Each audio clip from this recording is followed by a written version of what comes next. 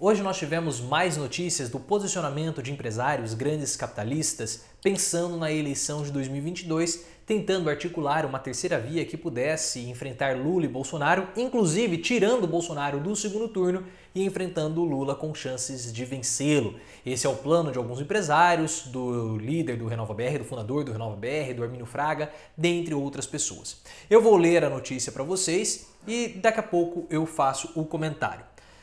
Analistas respeitados estimam em 90% a chance de um segundo turno entre Bolsonaro e Lula no ano que vem. Isso foi o Arminio Fraga, que já foi ministro da Fazenda.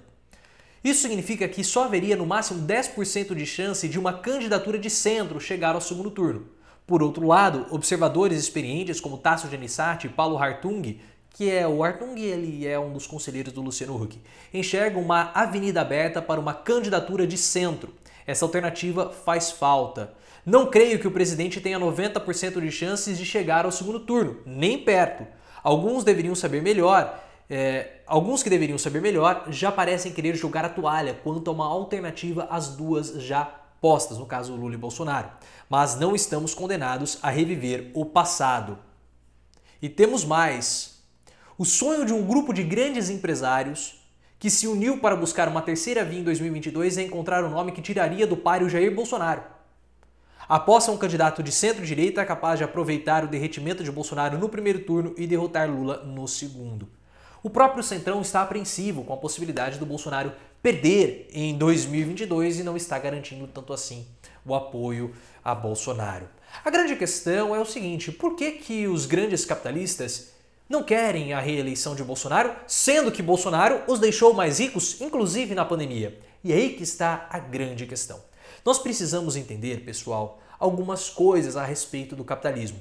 O capitalismo hoje não é mais aquele capitalismo do passado, dos anos 80, dos anos 90. O capitalismo ele passou por algumas mudanças.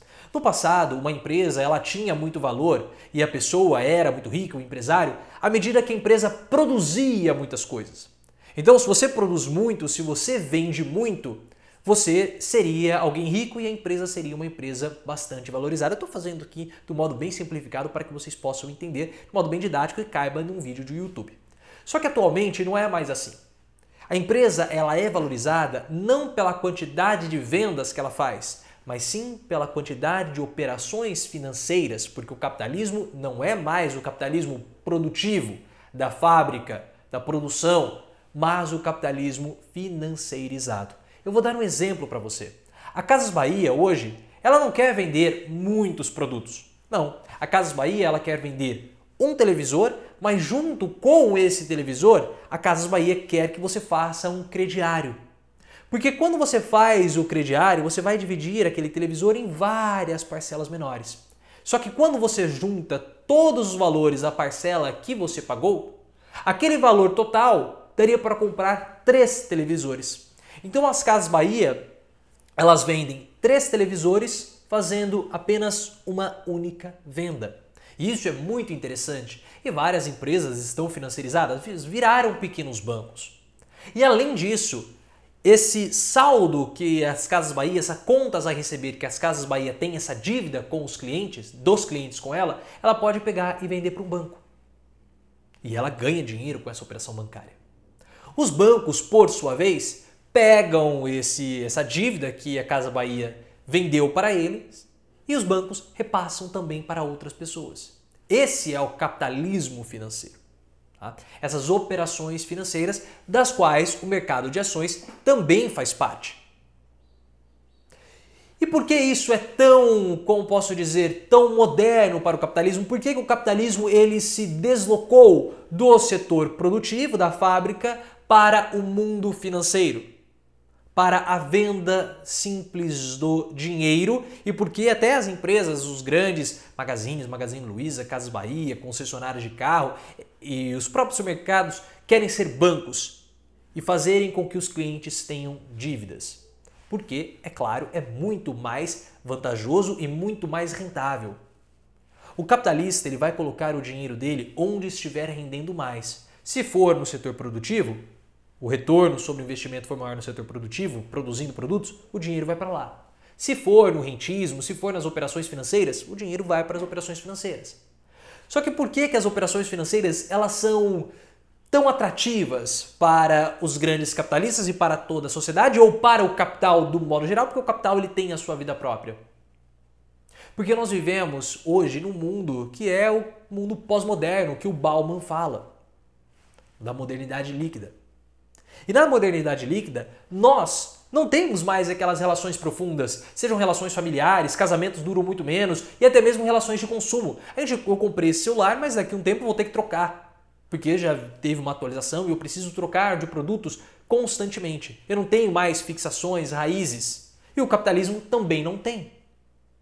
Então nós não temos mais aquelas fábricas da Ford com as linhas de montagem quilométricas. Nós não temos mais isso, porque quanto mais prédio, quanto mais funcionários, mais enraizado e fixo fica o capital. E o capital, ele também quer deixar de ter essas raízes fixas em um único lugar, porque ele quer viajar. O capitalismo hoje, o capital no caso, se hoje ele está no Brasil, ele quer sair rápido do Brasil e ir para Singapura, ir para o Japão, ir para a África do Sul, ir para Angola, para a Bolívia, para a Argentina, leve, porque ele não quer ter raízes, faz parte desse mundo pós-moderno que nós vivemos. O capital ele quer viajar sem passaporte. E o que é valor na definição do David Harvey? Valor é o capital, é o capital em movimento. Se o capital não se movimenta, ele não tem valor, ele é só dinheiro, ele é dinheiro parado. Para o capital ter valor, ele precisa se movimentar. E para ele se movimentar leve, ele não pode ter amarras. E o mundo financeiro, ele propicia essa movimentação rápida do capital, sem qualquer tipo de amarras, gerando cada vez mais valor.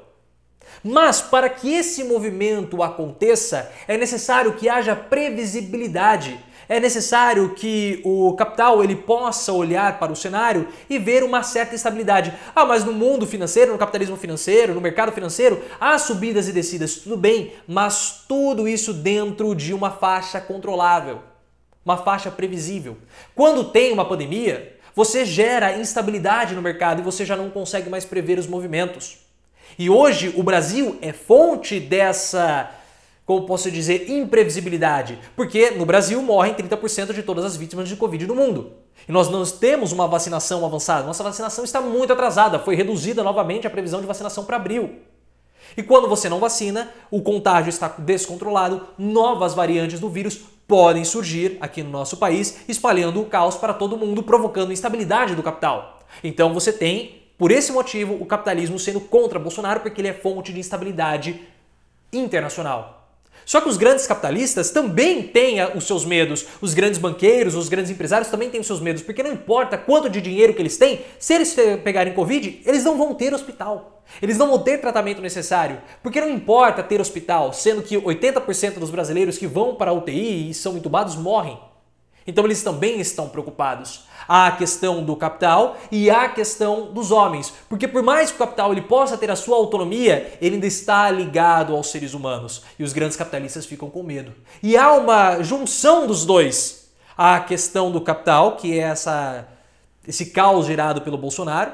E há também a questão dos seres humanos, que é o medo de ficar doente. Só que há uma junção dos dois, que é o próprio consumo. Por mais financiarizado que esteja o capitalismo, há ainda uma base na produção, um lastro na produção.